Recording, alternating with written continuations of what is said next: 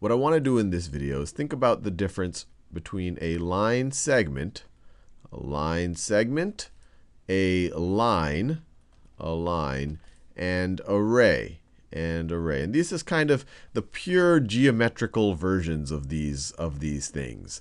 And so a line segment is actually probably what most of us associate with a line in our everyday lives. So a line segment is something just like that, for lack of a better word, a straight line. But why we call it a segment is that it actually has a starting and a stopping point. So most of the lines that we experience in our everyday reality are actually line segments when we think of it from a pure geometrical point of view. And I know I drew a little bit of a curve here, but this is supposed to be completely straight.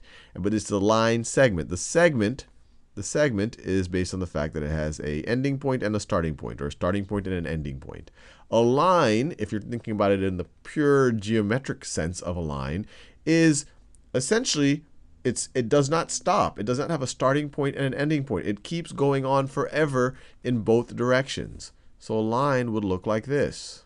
A line would look like this. And to show that it keeps on going on forever in that direction right over there, we draw this arrow. And to keep showing that it goes on forever in kind of the down left direction, we draw this arrow right over here. So obviously, I've never encountered something that just keeps on going straight forever.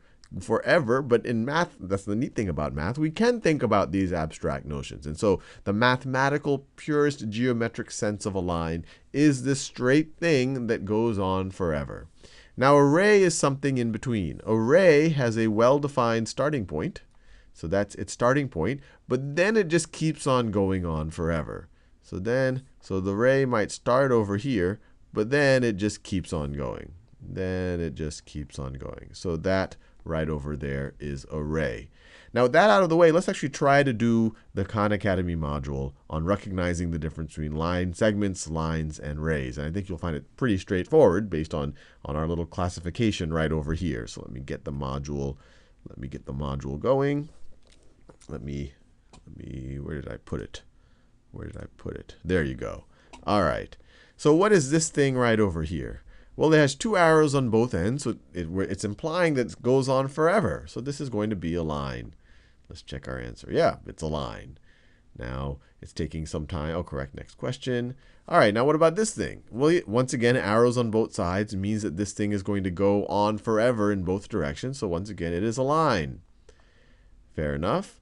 Let's do another one. Here, we have one arrow, so it goes on forever in this direction, but it has a well-defined starting point. So it starts there and then goes on forever. And if you remember, that's what a ray is. One starting point, but goes on forever. So it goes, or one way to think about it, goes on forever in only one direction. So that is a ray. So let's do another question. This right over here, you have a starting point and an ending point, or you could call this the start point and the ending point, but it doesn't go on forever in either direction. So this right over here is a line segment. There you go. So hopefully that gives you enough to work your way through this module. And you might notice when I did this module right here, there is no video, and that's exactly what this video is. It's the video for this module.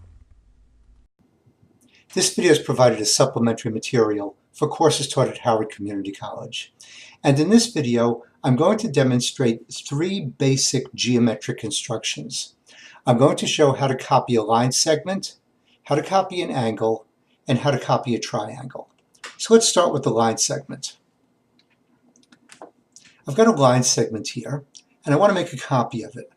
The first step is going to be to draw a line that I'll make that copy onto. Then, on that line, I'll place a point that's going to be one of the end points for my line segment. The next step is going to be to take a compass and set the radius of the compass equal to the length of that line segment.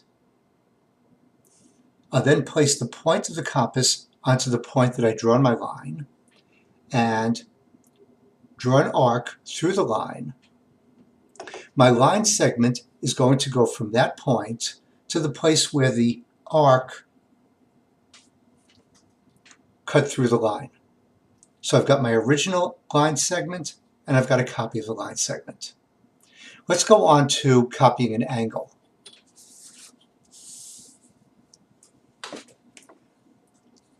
I've got an angle drawn here. I want to make a copy of it. So the first step is going to be to draw a ray, which is going to be one of the sides of the angle.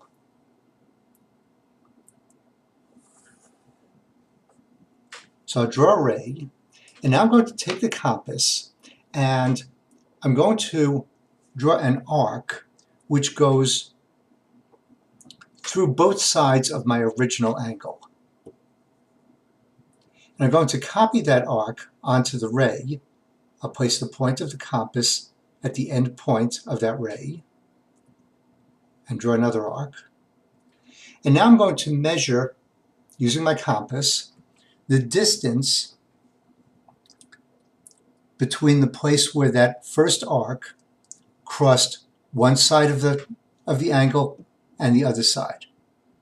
So I've set the compass at that distance, and now I'm going to copy that distance onto the ray that I've drawn for my second angle. And now all I have to do is connect the end point of the ray with the place where those two arcs met.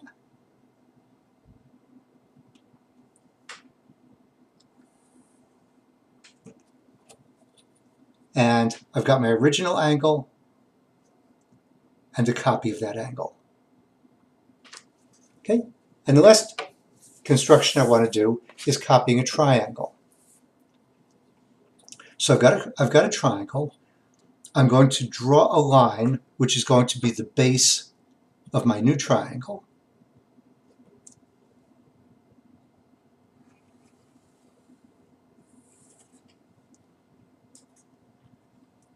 Since the base of that triangle, the original triangle, is a line segment, I'm just going to copy that line segment. So I'll put one point on this line for one end of the line segment. I'll copy that line segment, which is the base, using my compass. I'll set the compass equal to that line segment, equal to the base, and I'll copy that onto the line that I've drawn here.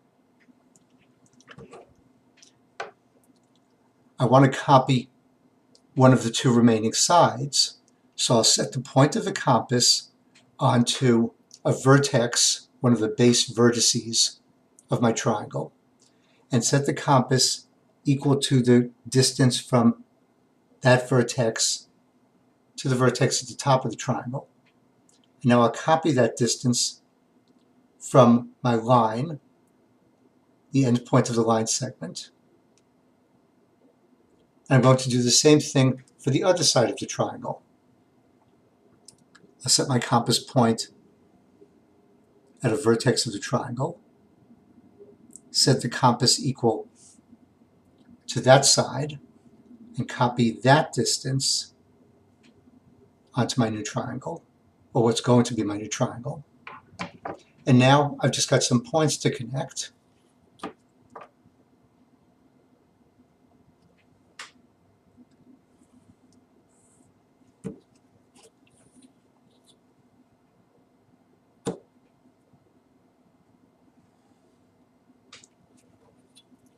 So I've got my original triangle.